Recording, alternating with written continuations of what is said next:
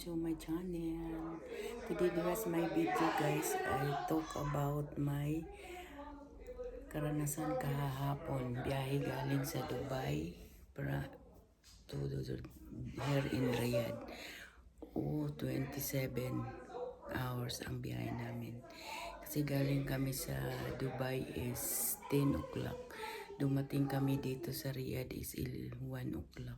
And my God, ang sakit ng likod, ang sakit ng balikat. Hindi namin alam kung anong gagawin.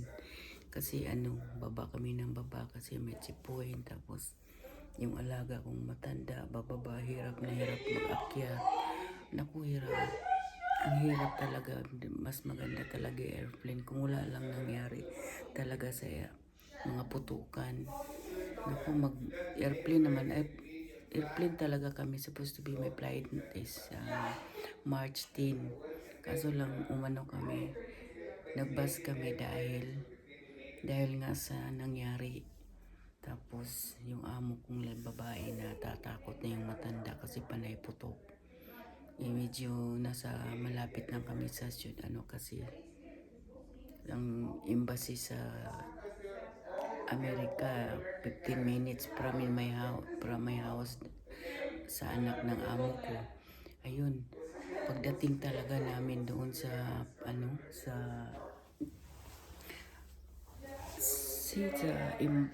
embassy, tapos sumakay na kami ng bus. Tama talaga, thank you Lord. Pumutok ang binumba yung embassy sa Amerika.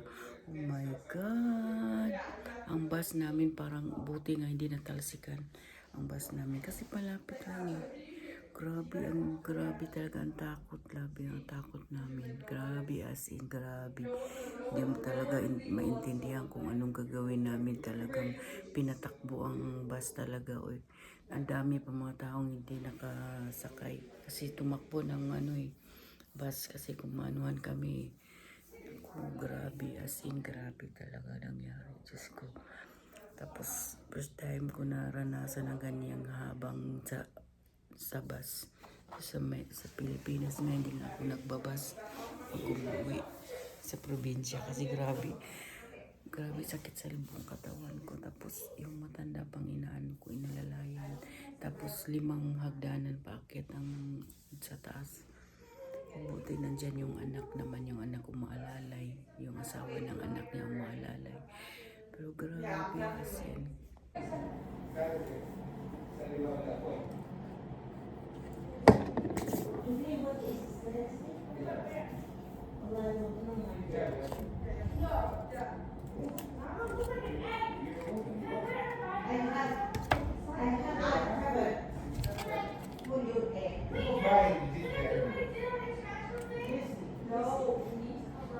woman, that's traditional old style. You have to like this. Yeah, the email they do to me for the email ID. Yeah, and we never got it. No, you have to do it.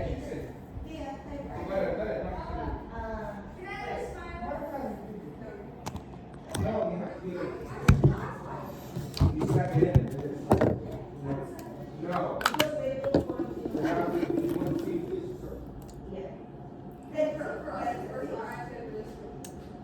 Listen. hindi kasi pauwi, papunta na kami airport ngayon. Flight na naman namin pa airport. Madali lagi kasi alert, alam nyo na anong nangyari sa mundo ngayon. Ingat kayo mga kababayan kong OFW kung saan man kayo, lalo na kayo nandun ka sa Dubai.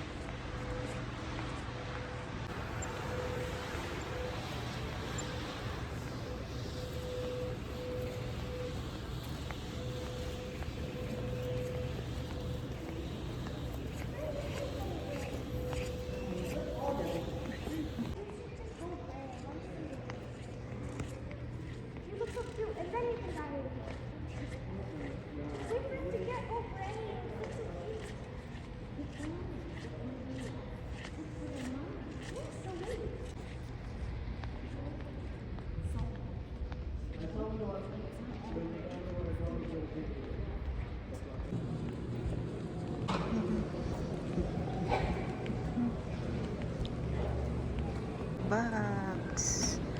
Going to tea in Starbucks. Waiting the flight.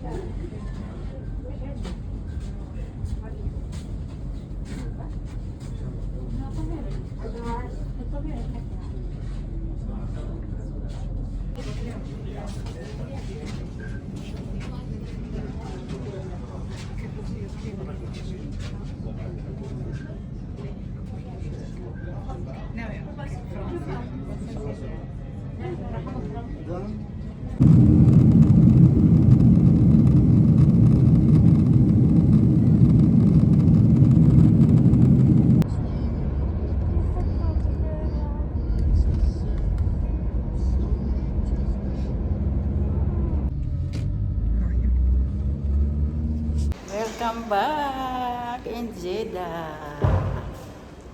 Karating na talaga kami dito. City ang aming biyahe. Thank you, Lord. Ay, naku, haggard kami. Dumating na talaga ako dito sa Jeddah. Dito na kami sa aming bahay. Dito na kami sa aming bahay ng palasyo. Tagal naman nila ni Madam.